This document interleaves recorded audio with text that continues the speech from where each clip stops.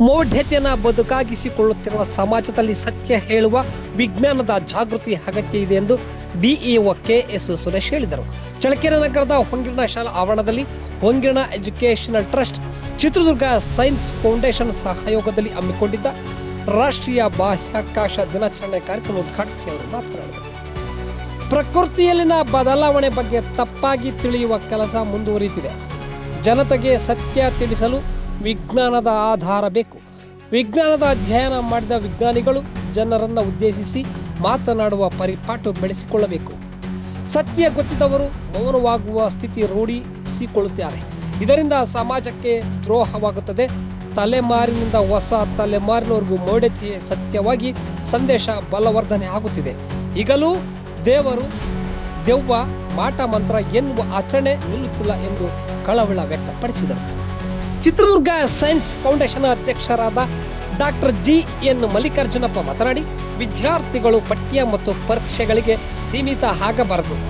ಜಾಗತಿಕ ಅಭಿವೃದ್ಧಿಗೆ ಚಿಂತನೆ ರೂಢಿಸಿಕೊಳ್ಳಬೇಕು.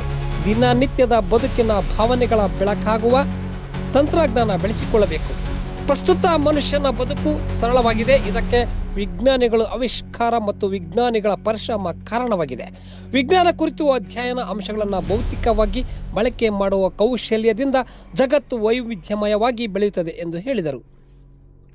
ಈ ಕಾರ್ಯಕ್ರಮದಲ್ಲಿ ಇಸ್ರೋ ವಿಜ್ಞಾನಿ ಡಾಕ್ಟರ್ ಎಚ್.ಡಿ. ಆನಂದಪ್ಪ, ಸೈನ್ಸ್ ಫೌಂಡೇಶನ್ನ ಕಾರ್ಯದರ್ಶಿ ಎಚ್.ಟಿ. ಸ್ವಾಮಿ, ಹೊಂಗಿರಣ ಇಂಟರ್ನ್ಯಾಷನಲ್ ಸ್ಕೂಲ್ನ ಅಧ್ಯಕ್ಷರಾದ ರಾಜೇಶ್ ಗುಪ್ತಾ, ಶಿಕ್ಷಣ ಸಮನ್ವಯಾಧಿಕಾರಿ ಎಚ್.ಪಿ. ಮಂಜುಬಾಬು ಮಾತನಾಡಿದರು. ಈ ಸಂದರ್ಭದಲ್ಲಿ ಹೊಂಗಿರಣ ಇಂಟರ್ನ್ಯಾಷನಲ್ ಸ್ಕೂಲ್ನ ಕಾರ್ಯದರ್ಶಿ ಪಿ. ದಯಾನಂದ ಪ್ರಹ್ಲಾದ್, ನಿವೃತ್ತ ಪ್ರಾಚಾರ್ಯರಾದ doctor Shri Shivalingappa, Madhusudan, H. Manjunath, E. Rudramuni, D. Nagappa, K V. Nagalingareddy ಇದ್ದರು.